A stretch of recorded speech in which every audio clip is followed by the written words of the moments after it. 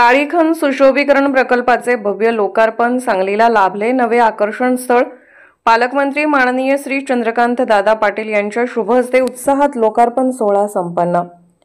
सांगली शहराच्या ऐतिहासिक काळीखण परिसराला नवे रूप देत आधुनिक सुविधांनी समृद्ध अशा काळीखण सुशोभीकरण प्रकल्पाचे भव्य लोकार्पण आज संध्याकाळी मोठ्या उत्साहात पार पडले। सांगली जिल्ह्याचे पालकमंत्री माननीय नामदार श्री चंद्रकांत दादा पाटील, मंत्री उच्च व तंत्र शिक्षण व संसदीय कार्य यांच्या शुभ हस्ते हा लोकार्पण सोहळा पार पडला। नागरिक, लोकप्रतिनिधी, अधिकारी वर्ग आणि विविध मान्यवरांच्या प्रचंड उपस्थितीमुळे परिसर उत्साह, रोषणाई आणि जल्लोषाने उजळून निघाला आहे।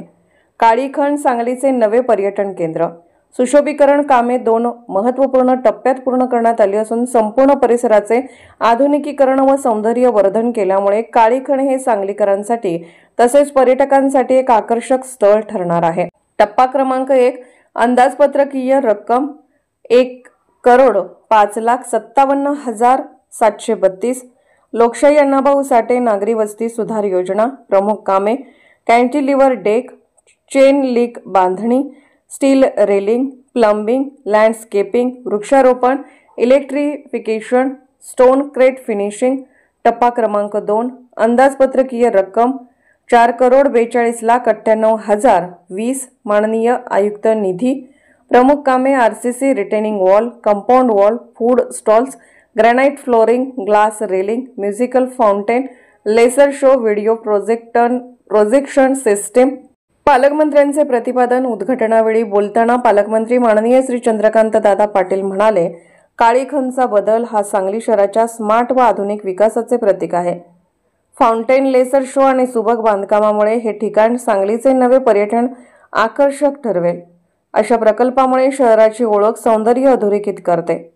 महापालिका आयुक्तांची भूमिका। महापालिका आयुक्त माननीय श्री सत्यम गांधी भापरसे यांनी प्रकल्पाच्या वैशिष्ट्यावर प्रकाश टाकत सांगितले, सुशोभीकरण हा केवळ दिखाव्यासाठी नसून नागरिकांना सुरक्षित, स्वच्छ आणि आनंददायी जागा उपलब्ध करून देणे हा मुख्य हेतू आहे।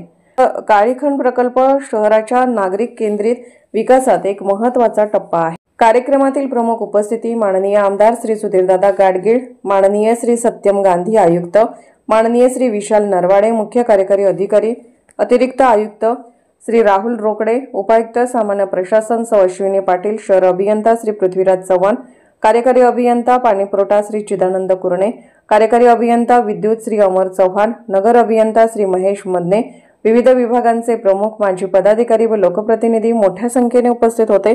नागरिकांकडून उत्स्फूर्त प्रतिसाद। लोकार्पणानंतर नागरिकांनी आकर्षक म्युझिकल फाउंटेन, रोमहर्षक लेसर शो, विस्तृत हरित परिसर आणि सजवलेल्या दगडी रचनेचे कौतुक केले।